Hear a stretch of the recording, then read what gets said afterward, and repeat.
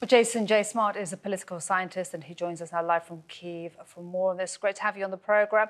Help us understand, Jason, the significance and also the encouraging part of this swap, that Ukraine and Russia can swap 95 prisoners of war, and this is the 54th swap that they have done since 2022.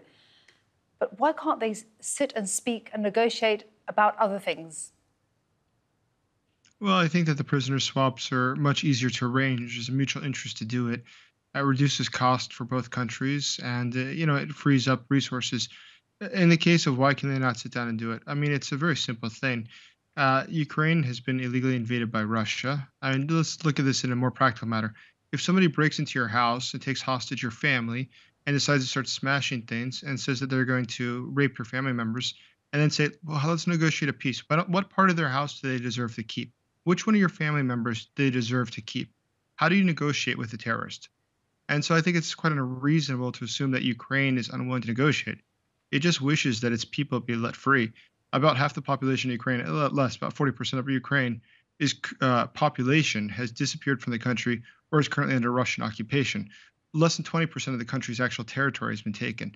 I don't know what it is that Ukraine should be expected to do, but the quote Secretary of the Ministry of Foreign Affairs of Russia, Minister, sorry, of the Ministry of Foreign Affairs of Russia, about 2 hours ago, he said, quote, we are not going to run anywhere to try to find negotiations with anybody.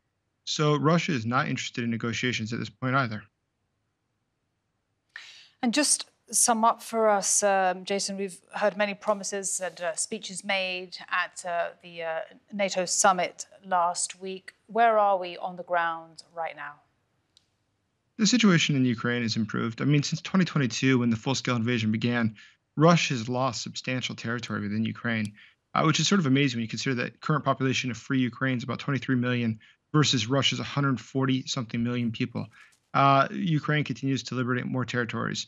So Russia's been unable to make advances. Keep in mind, Russia has had over 500,000 casualties in Ukraine, and is in all of 2023, it was able to take about 57 square kilometers, which is quite small considering that they lost several 100,000 soldiers to take 57 square kilometers.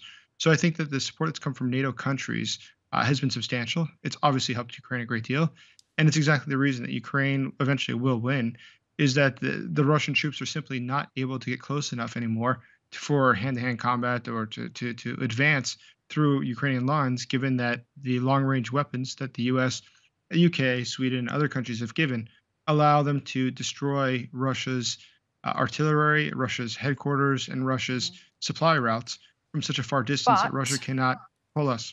Yes. I just want to bring in the but, because we are just a few hours away from hearing from J.D. Vance, the new running mate for Donald Trump. And he's said, we've heard the Russian foreign minister saying that Trump's choice of J.D. Vance is terrible news for Ukraine. What are you expecting to hear in his speech this evening, and how will Ukraine be watching and listening to that speech? Well, the vice president, doesn't set foreign policy, but the vice president, if he were to become vice president, he's obviously not supportive of Ukraine, nor of NATO for that matter. And he generally does not believe that foreign affairs is important outside of the role of China. He's quite interested in China. He's much more interested in domestic politics, which is interesting because J.D. Vance's positions routinely change. He used to be a strong critic of Donald Trump, as you know. He's referred to him as America's Hitler, asked if he's not a dictator, and things like this. So what had happened? Well, I think it's he's opportunistic. He changes his position as it's necessary. So I don't know if Donald Trump has a change of position on foreign policy. I'm sure J.D. Vance is happy to go the same way as the president. And what would that mean for Ukraine and Russia's war in Ukraine come November? I think that ultimately the fact is that there are other countries helping. It's not just the United States. Europe has given far more than the United States actually to Ukraine. So I think that ultimately it doesn't mean the end of anything. It's certainly not positive for Ukraine. I wouldn't argue that. But I do not think it's necessarily the end of anything.